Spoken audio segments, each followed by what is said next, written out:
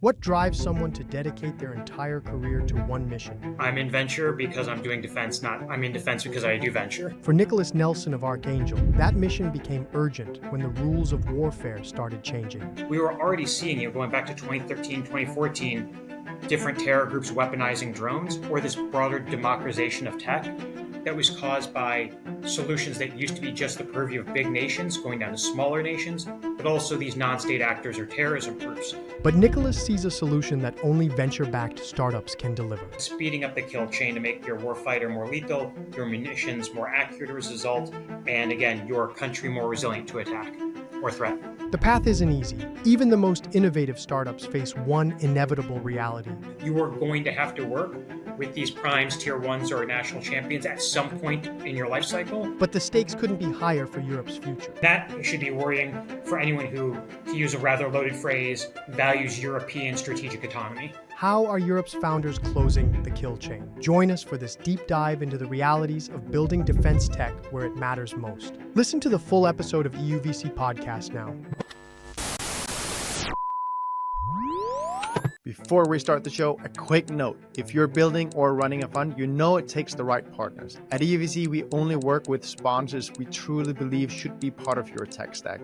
Please do take a moment to hear about them. And if you do, reach out, mention EUVC. It's the best way you can support what we do. Thank you so much. First up, Ace Alternatives. Every fund manager needs clean operations behind the scenes. From fund admin to tax and compliance, Ace handles it all across VC, PE, private debt, and real assets. They're trusted by some of the best investors in the world, and if you want peace of mind and a scale-ready back office, Ace should be part of your stack. Finding deals and managing your portfolio is at the heart of running a fund. Synaptic helps you discover startups before others do, and Portfolio IQ keeps your portfolio data sharp and ready for LPs. Together, they're essential tools for modern fund managers. When it comes to legal, you need a team that truly knows venture. Haynes Boone supports LPs, GPs, startups, and scale-ups across the full fund lifecycle. Smart managers make Haynes Boone part of their stack. We have two at EUVC. Tech barbecue. Oh my God, who doesn't love barbecue? Europe's startup scene meets the loudest, friendliest family reunion ever at Tech Barbecue. From Nordic founders to global VCs, this is where ideas catch fire and relationships get real. If you're building or backing in Europe, Tech Barbecue is where you want to show up. And hey, if you've got a big fun announcement coming up, want to hit the headlines, or just want to tell your story out, do reach out to us because we'd love to help. And we've got some killer partners to help you get in the right media places. They've helped us land Bloomberg, CNBC, Financial Times, Forbes, and many more for the EUVC Summit, and we'd love to do the same for you. This was their finest hour. Tear down this wall. It's more than just an alliance. This is a union of values. Let's start acting. This show is not investment advice, and the hosts of this episode may be invested in the funds and companies featured. Welcome back, everyone, to yet another episode of the EUVC Podcast. I hope by now it's your go-to pod for all things European venture. Today, we're diving into the heart of defense tech with a guest who's making quite some waves by doing what many shy away from, going all in on real defense. We're joined by Nicholas Nelson of Archangel or Archangel. Many pronunciations. I keep saying Archangel, which some say to me, that's wrong, Andreas. Archangel is a fund that's putting a flag in the ground for Europe's strategic autonomy, just as many others, but he is actually someone who has been in this space for a long, long time, very committed, and not just one of those jumping on the bandwagon, if I should say it so myself. This one is for everyone who's building and backing Europe's future from the trenches. We'll unpack the Archangel thesis, challenges to the dual-use dogma, and explore what it takes to truly move the needle in one of the most geopolitically pivotal sectors today. Nicholas, welcome on the pod, my friend. No, thank you very much for having me, Andreas. It's good to be back on, and always love the support that EUVC has given to both myself and the community. So looking forward to today. So Nick, I shared it a little bit here in the intro. I said you've been in this space for a long time. You're not just a passerby or a tourist or an opportunist. Let's talk a bit about your journey into venture and where you come from and why you're so passionate about this space. Yeah, certainly. And I think what I always would say is I wouldn't be in venture if I wasn't in defense, if that makes sense. So throughout my career, it's kind of been a common thread. I started long time ago back in the consulting side of the house, working with governments, working with large aerospace and defense companies in relatively highly regulated sectors to include defense. And I had a great opportunity after the first few years in that to go work within the U.S. Department of Defense and spent some time overseas in Afghanistan and further afield, and really kind of fell in love with the ecosystem, but also the mission. And that's really what's motivated me from there on out. And that took me on to roles within the startup community after I left service and during my MBA. And then afterwards, both advising governments and militaries, but crucially startups and accelerators. And at the time, going back over a decade now, the nascent defense tech ecosystem in the US. But having been raised split between the US and Europe, to include the UK, Belgium, and lived in France and Germany now as well, it was always a desire to come back here. And going back to 2020, when I started looking at the European ecosystem and seeing the opportunity that really was there within defense tech. And so when I came back, it was with that in mind to help support this ecosystem, and through roles in corporate venture capital, launching my own syndicate, working with a small dual use fund, and now launching Archangel alongside the great folks at Super Angel. This has been the common thread throughout the last 2 decades of my career. So as I said at the start, I'm in venture because I'm doing defense, not I'm in defense because I do venture. To anyone watching this with video on, if you look at Nick and think, the last 2 decades, how old is this guy? He does not look very old. Nick has surprised me time after time how old he actually is. Because you look like younger than me, my friend, and I'm 36, but you're not. so we're a bit older than that these days, Andreas, sadly. Yes. Well, sadly, I don't know. But so, Nick, let's get into it. I want to maybe start it like super provocatively almost. It'll obviously lead you into the whole talk around the creation of Archangel. But I'd love to ask you, why do you think now is the time to unapologetically focus on real defense? And let's just define, what do we mean when we say real defense? Yeah, certainly. So I think there's 2 things. So from a personal standpoint, this is the fund when you and I first started talking years ago that I would have loved to launch. And so it's always been a thesis I've been very dedicated to, have invested as an angel, as I mentioned before, as a syndicate founder, and then as well as previously in corporate venture capital and another fund. So this has been, my thesis hasn't fundamentally changed. I think the world around perhaps has evolved. As in, you well know in venture, there is such a thing as perhaps being too early. Now, yeah, if I should just make a note to that, Nick, because there are journeys in venture that are for the wrong reasons going in different directions, so to say. And then there are journeys that for the right reasons go in different directions, or just reality.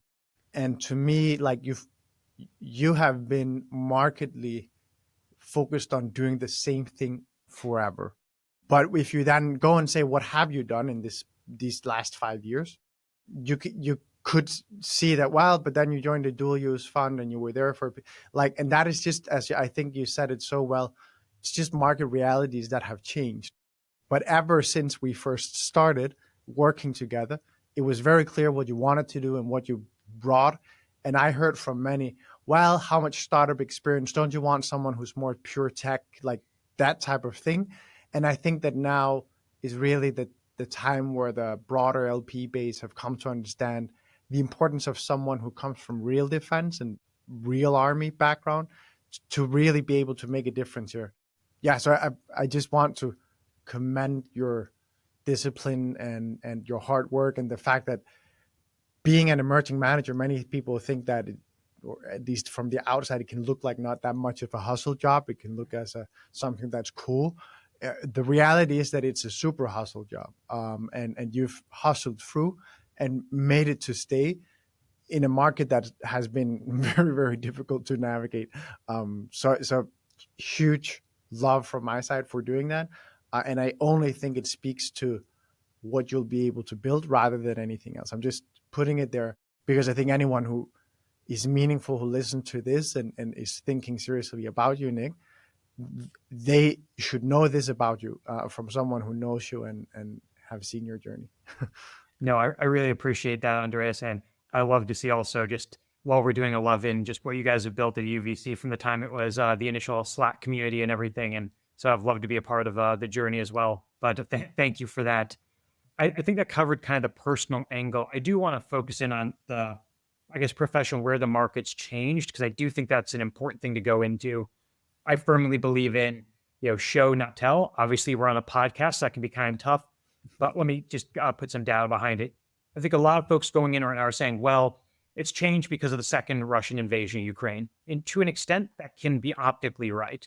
But really, and where I came up with this thesis before, is this journey goes back a lot further when you look at the market itself. So you go back to 2014, all the way up through even the year before the second Russian invasion of the war.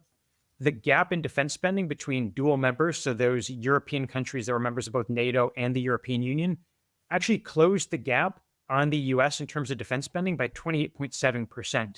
So this is part of that longer trend. I think that's really what I try to get out to LPs, entrepreneurs, as well as other investors, that this isn't just because of a single event. This isn't just this fragile, a single event driven or a single conflict driven ecosystem. It's part of a longer journey and a longer trend. So I really think that's important to notice. With that said, yes, the second Russian invasion has definitely galvanized people to go into this market and to have given a boost on defense spending side, European budgets, as well as stuff coming with the upcoming NATO summit. But this is part of a longer trend, I would like to say, mirroring some of what already was happening in Europe, but also looking over and seeing what happened in the US defense tech ecosystem. I think let's leave it at that, because I think many people know this part, or at least, I do think you frame it important, and you say that it's more than, and that is one of the things I've thought about. Well, venture is a 10, 15-year cycle for your first investment to actually become what it should be. And then you look at this and you say, well, isn't the Russian-Ukraine war over by then? Do we really need it? And I think that it's important to say that there are, as you say, it's more than just that. I guess you can also maybe, and we will dive more into the actual applications or the actual innovations that are being made, but maybe you could talk a little bit about this whole redefinition of what the war machine consists of. So it used to be tanks, it used to be F-35 fighter jets, billion dollar projects. And now we're looking at drones, we're looking at a completely different tech stack of war, so to say. Could you talk a bit about that just on a big scale, and then we'll dive into the individual innovations or things that are coming up later? Yeah, absolutely. And you really hit the nail on the head there, Andreas.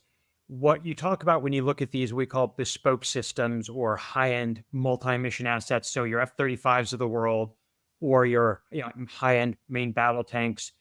Traditionally, how they were done was they were made on 10 to 15-year development cycles and these extremely long contracts that had a nasty tendency to be overcost and over time. So they were being not delivered on time and at higher cost basis.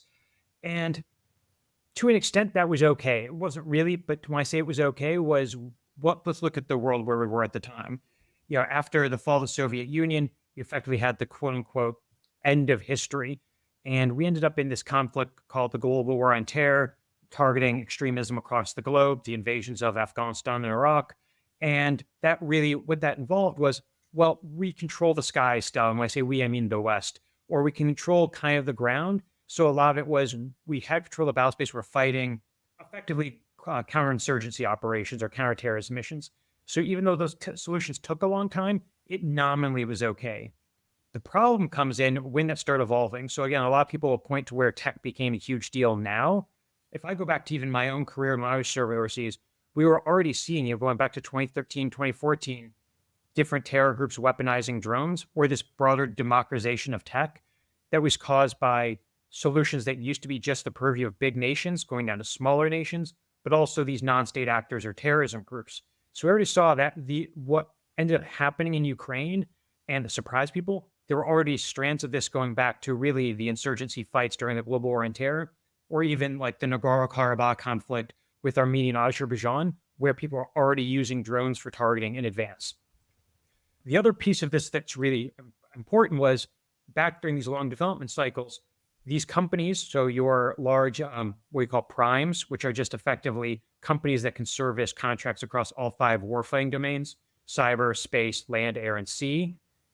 they would have what we call vendor lock. They owned the data in a lot of cases, not the government. And thus, to integrate anything, you had to work with them.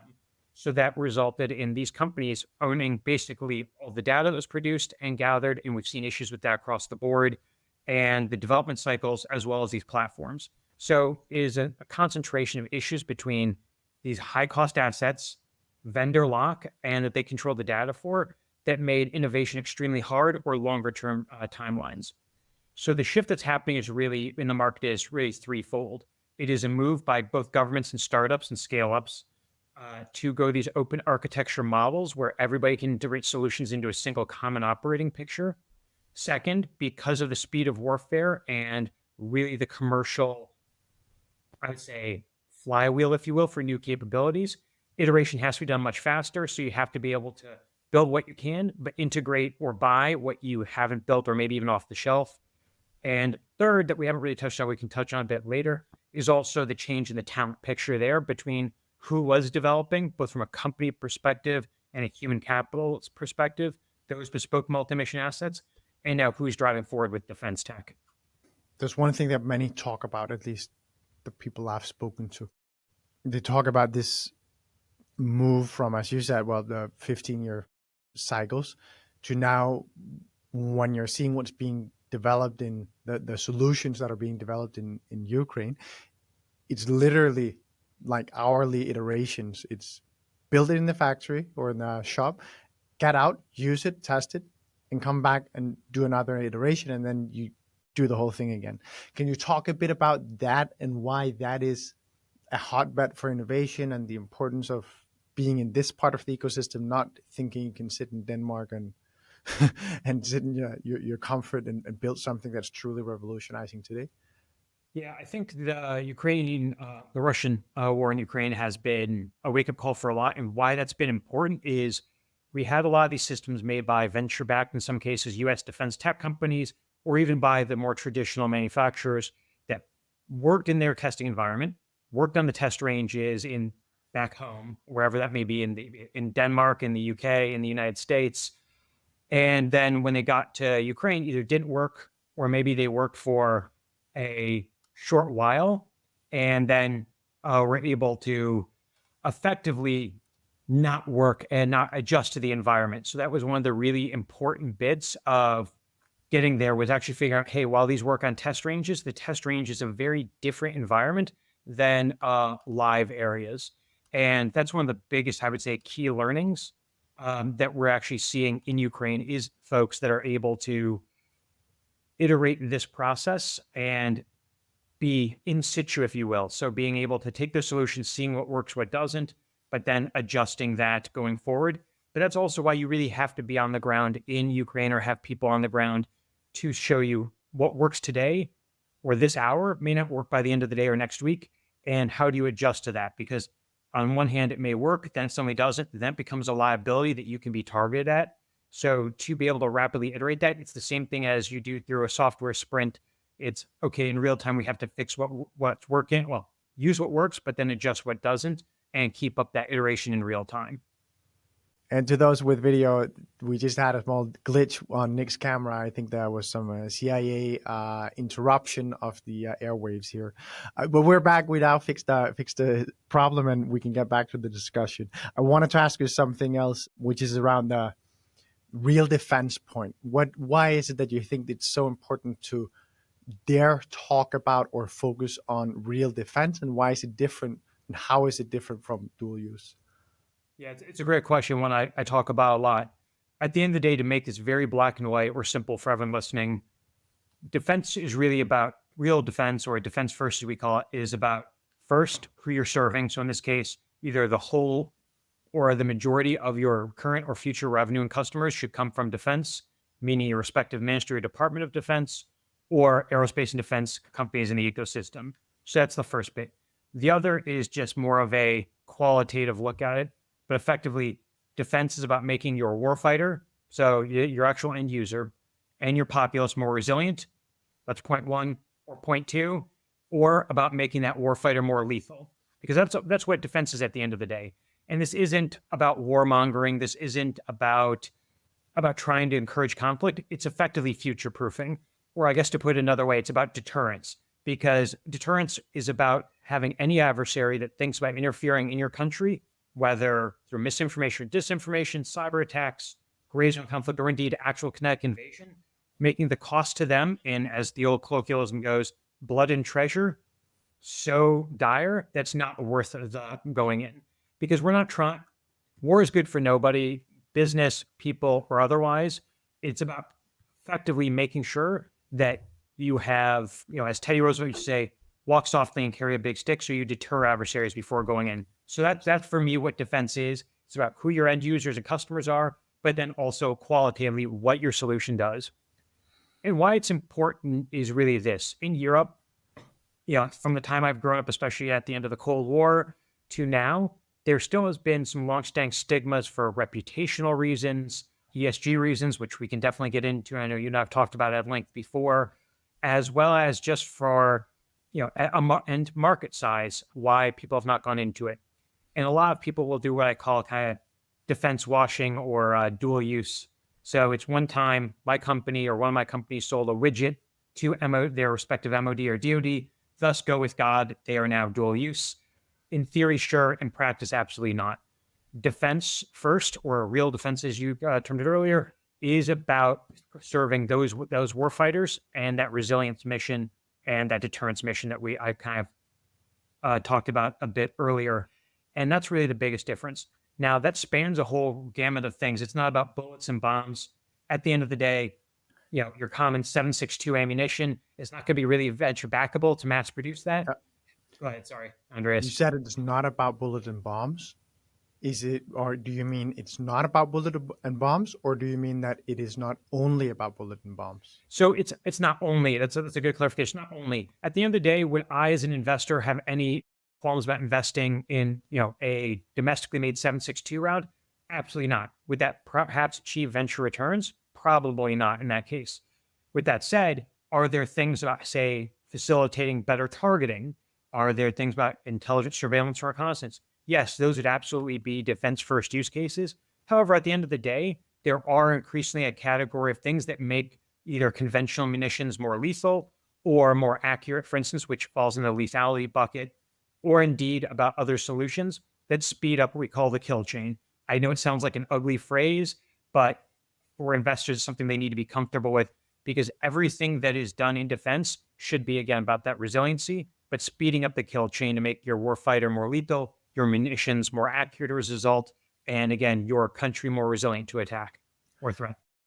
When the mic is off, a lot of people that are true defense, so to say, or whatever, like I'm being super derogatory here to those that are not, which is partly intended, partly not, whatever.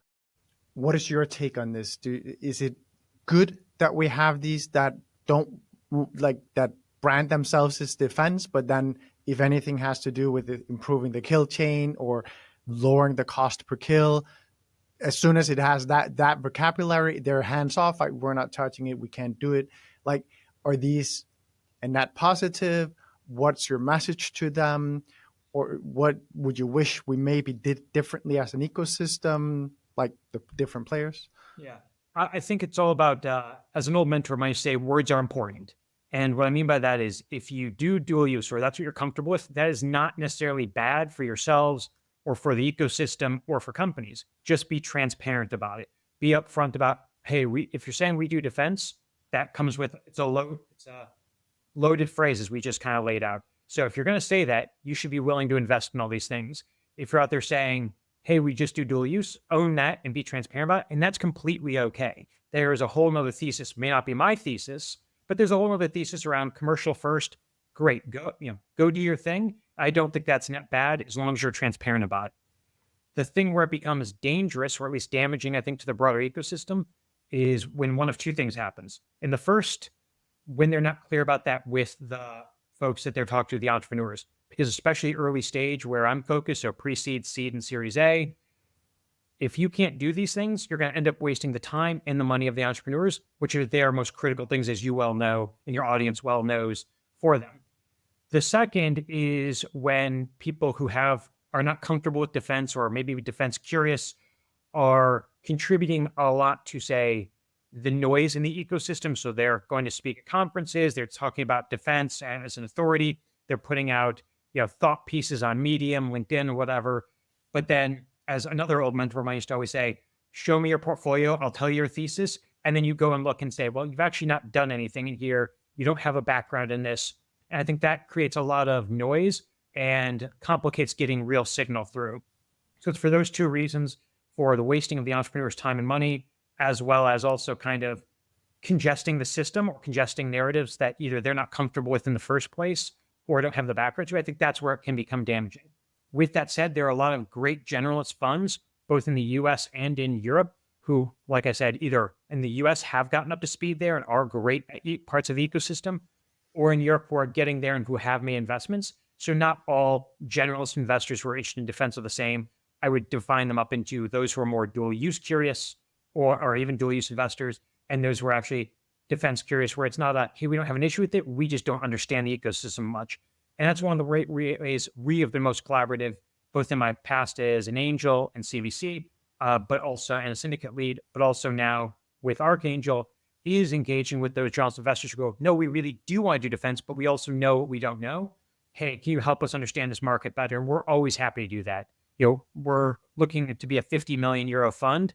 And at the end of the day, we're going to need a coalition of the willing, to use the old colloquialism. So yes, there's other smaller firms. Yes, it's great angels and syndicates we have relationships with already, but it will be down the line bigger generalist firms. So we're always happy to collaborate in that front. So I don't want to say, hey, if you don't have a defense background, don't look at defense. You absolutely should. And I think that's great for the ecosystem. But also, it's okay to note the old Donald Rumsfeldism. It's okay to admit there are unknown unknowns. Talk to me about how you have navigated the fact that many LPs and also co-investors cannot do bombs and bullets. And the point here, of course, is you might be doing defense, and you can go out and say you do that. There are some people that are being creative with when do we actually put in the paperwork that these are bullets. Yeah, I think, to be honest, it ends up knowing who those co-investors are and having open and frank conversations about what they can do, is a gray zone for them, and what their kind of hard red lines are. Why it's important is so that, again, it goes back to my comment earlier about transparency. And then also just going, hey, this specific opportunity we're looking at, or we may be leading or investing in, is right for firms X and Y, but probably not for Z, because we know where those are. And that's why I mentioned the Coalition of the Willing before. We have great groups of angel syndicates we have relationships with all the way through bigger funds. And so it's just about going which opportunities before we introduce them. Hey, are these going to be something they're okay with doing? Because it's also about not wasting their time. If from the start we know, hey, we know that's a red line for you, but hey, take a look at these guys anyways, it doesn't help anybody do that. So each opportunity we look at is kind of, I would say, triage to see who could be the good co-investors if we need co-investors for those. Let's talk a bit about the primes and the military-industrial complex and how defense has always been done and the role of them in this new iteration. I think there are oppositional views. There are some, and I guess there's truth to both of them. But you hear from some that the primes are a problem because they're trying to maintain the old way of doing things. Obviously, they have an installed base and an interest in that. But there's also the very natural argument to say, no, they are incredibly important. They are the people with the big money and the big understanding and the embedded networks and so on. So getting them with you as a fund or as a co-investor, or like having them part of this cycle of new startup innovation is absolutely integral. And for that reason, the collaboration with these should be high priority for anyone doing defense. Yeah, so just to kind of set the table for that, I think, because it's a really important question. I think there were two or three different schools of thought on it. When we talk about primes, as outlined earlier, it's those companies that can serve all 5 warfighting domains. In Europe, when we use the term prime, it kind of gets used liberally to describe things that not the companies that don't always cover those. So would not traditionally be primes. We'd call them more tier 1 or tier 2 manufacturers. So that's important. And I'll leave that, we'll put a pin in that for one moment. The second group that's unique to Europe is in certain countries, you have what I call the national champions. So those companies are either partly or wholly owned in some cases by their respective national governments or other national governments. Why is that kind of important to note? Well, in those countries, then you could find yourself in the position of competing against the government for government contracts, if that makes sense. Now, some people would dispute that characterization. It's a bit of a simplistic view. It's something to be aware of. So when you talk about the primes, am I dealing with a true prime? Am I dealing with one that's more specialist across certain warfighting domains? Or indeed, am I dealing with the national champion? Those are different flavors and all require a different approach in my view. The other piece of this is to also understand that all primes are not created equal, or all those are not created equal in how they work and how they are to work with different companies. There are certain ones in Europe that I have had a great working relationship with and know very well. Others that I would steer my companies clear from every single time. There's no one size fits all. With that said, it also is important about what markets you're looking at. We talked earlier before we actually started the podcast about 30 different markets in Europe. Some countries or groups of countries have primes or tier ones, as I described, or national champions who dominate their markets. Others are effectively a greenfield, and being a fund based in Tallinn and has folks in both areas is something we're very cognizant of, and how we approach different markets will vary there. With that said, defense, so when I say defense, I mean ministries or departments of defense are naturally still small c conservative. It's the old no one ever got fired for hiring McKinsey or buying IBM. And to that extent, they're still going to want what we call past performance or qualifications before they'll actually give you direct contracts. So at some point, you're most likely going to have to work through primes. Even the big challenger primes in the US, be it Anduril, be it Shield AI, et cetera, have various times. They don't prime every single contract they go to. Not even your traditional primes actually directly go to the government every single contract they go for. So as a startup, you're going to eventually, at some point, even later in your life or early on, it behooves you to work with these primes or national champions or otherwise, depending on your market. There is this weird school of thought, and I've always found it weird, especially from people who don't have defense backgrounds, to disparage the primes. And now there are a lot of things wrong with certain primes or how they've developed over the years, but these are great men and women who, before there's this current hype cycle, were dedicating their careers to working in not always the best locations, because they often are outside of cities, in some countries such as like Germany, for instance, working in industries that were widely dismissed or reviled in some cases, and have dedicated their careers to that. So coming in and saying, you guys don't know what you're doing, you've screwed this up and we're going to fix everything, I think is not only wrong-headed, but also shows a certain amount of naivete about how the market works and the men and women who've actually built this ecosystem long before it became a hype cycle. The short answer is, no matter who you are, a startup, a scale-up, or even a private equity-backed roll-up, you are going to have to work with these primes, tier ones, or national champions at some point in your life cycle. And at the same time, you're probably going to want to hire talent from there. You're maybe want to collaborate with them. It makes no sense to be a bomb thrower coming in. However, at the end of the day, for any true startup or scale, you want to go direct to government as soon as you're able to, and where you're able to handle the requirements in there, be it ISO concerns, be it holding clearances. It depends rather than black or white when it comes to dealing with these entities. The segment we just did was a little bit of a myth debunking, or let's talk about what some of the bad stuff that's being said out there is or is not true.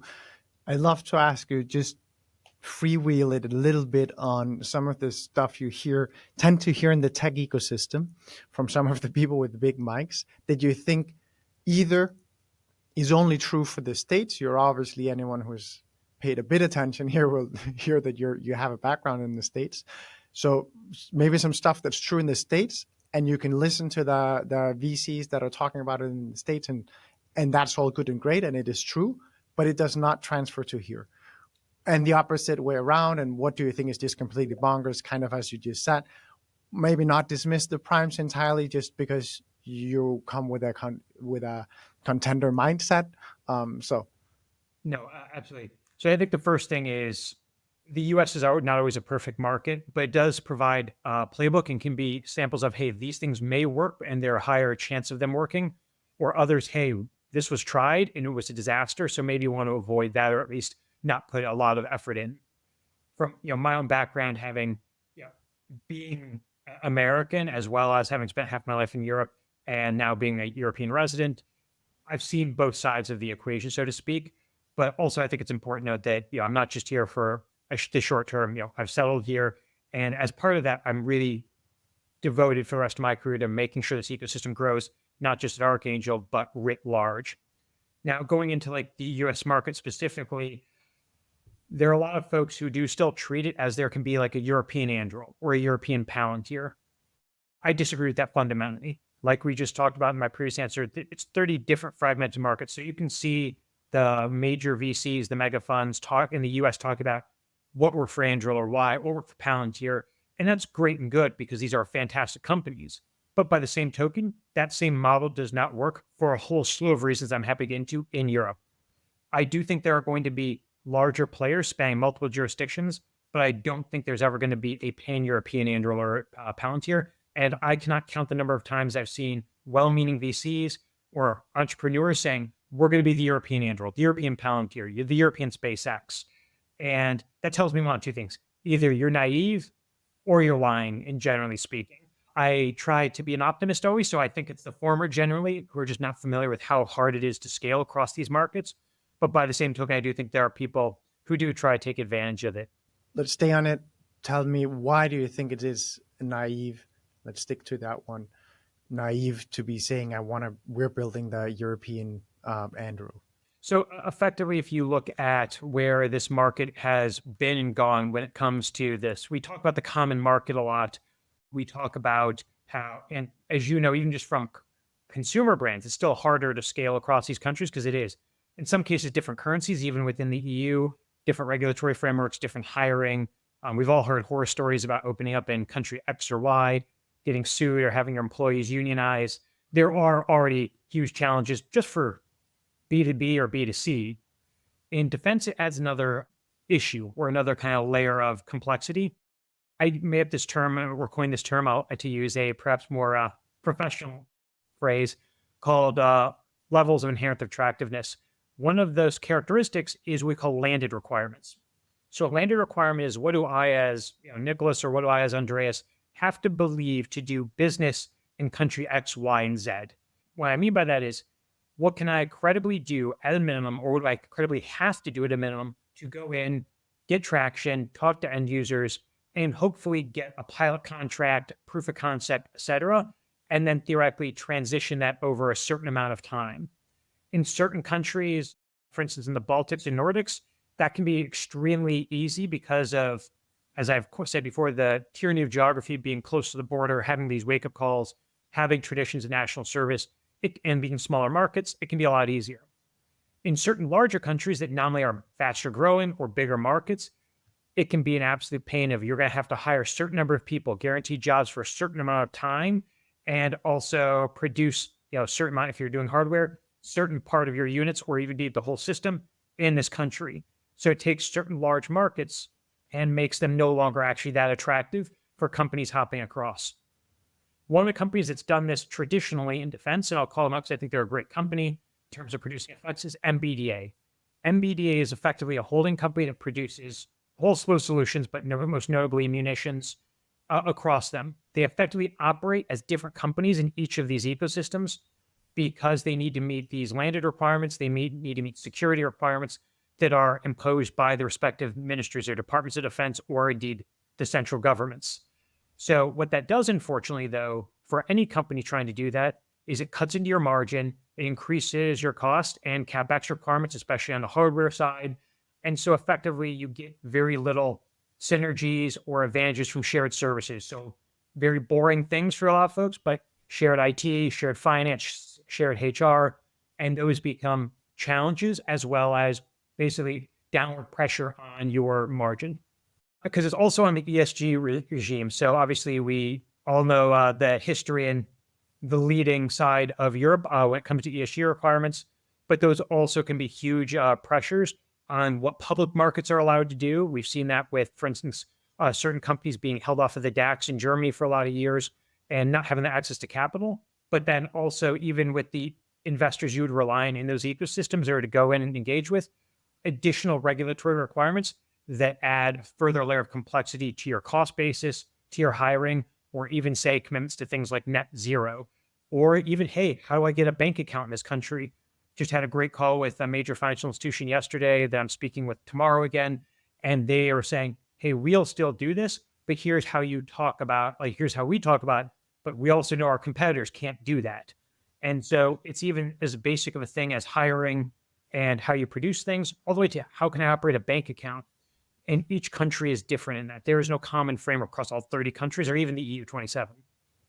Some of this you could maybe think could be resolved as the industry matures. Just as building. And I truly hope it is.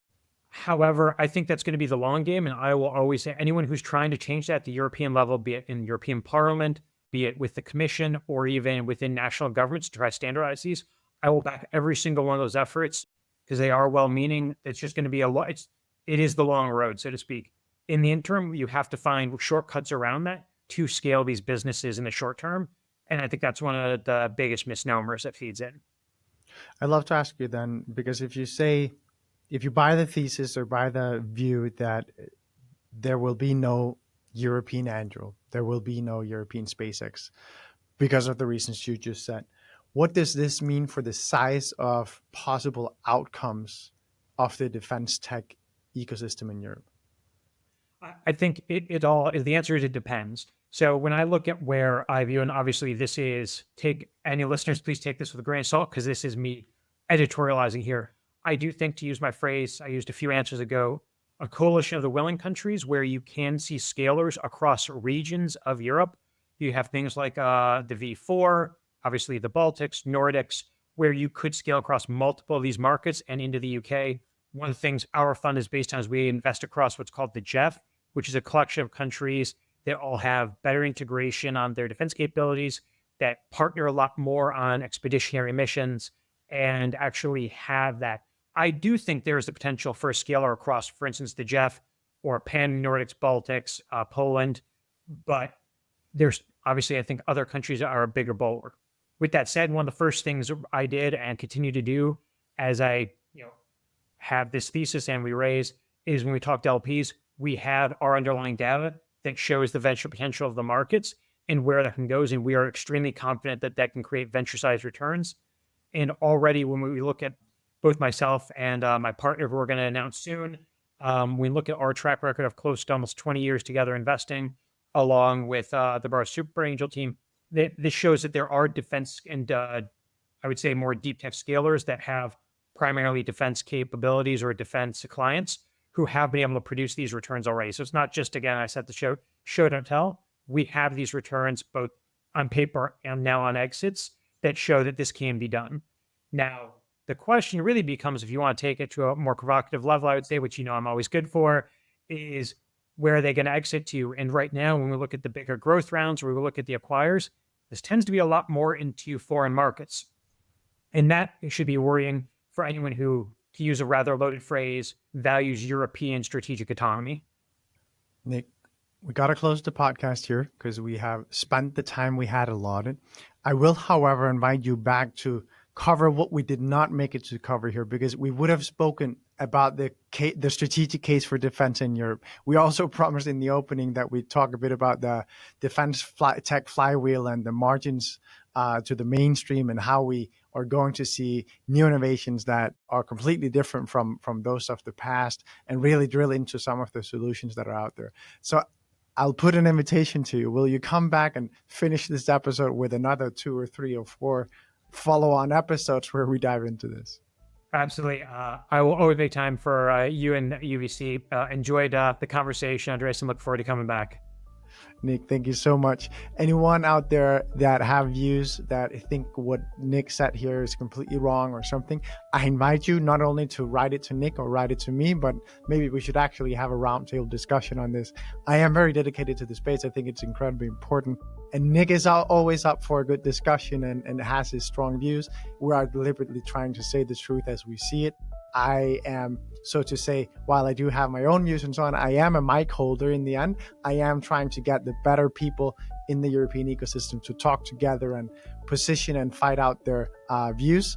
So anyone that has views on this defense tech space, I'd invite you to reach out if you want to have a chat either with me directly or with Nick. Before we start the show, a quick note. If you're building or running a fund, you know it takes the right partners. At EUVC, we only work with sponsors we truly believe should be part of your tech stack. Please do take a moment to hear about them. And if you do, reach out, mention EUVC. It's the best way you can support what we do. Thank you so much. First up, Ace Alternatives. Every fund manager needs clean operations behind the scenes. From fund admin to tax and compliance, Ace handles it all across VC, PE, private debt, and real assets. They're trusted by some of the best investors in the world, and if you want peace of mind and a scale-ready back office, Ace should be part of your stack. Finding deals and managing your portfolio is at the heart of running a fund. Synaptic helps you discover startups before others do, and Portfolio IQ keeps your portfolio data sharp and ready for LPs. Together, they're essential tools for modern fund managers. When it comes to legal, you need a team that truly knows venture. Haynes Boone supports LPs, GPs, startups, and scale-ups across the full fund lifecycle. Smart managers make Haynes Boone part of their stack. We have two at EUVC. Tech Barbecue. Oh my God, who doesn't love barbecue? Europe's startup scene meets the loudest, friendliest family reunion ever at Tech Barbecue. From Nordic founders to global VCs, this is where ideas catch fire and relationships get real. If you're building or backing in Europe, Tech Barbecue is where you want to show up. And hey, if you've got a big fun announcement coming up, want to hit the headlines, or just want to tell your story out, do reach out to us because we'd love to help. And we've got some killer partners to help you get in the right media places. They've helped us land Bloomberg, CNBC, Financial Times, Forbes, and many more for the EUVC Summit, and we'd love to do the same for you. This was their finest hour. Tear down this wall. It's more than just an alliance. This is a union of values. Let's start acting.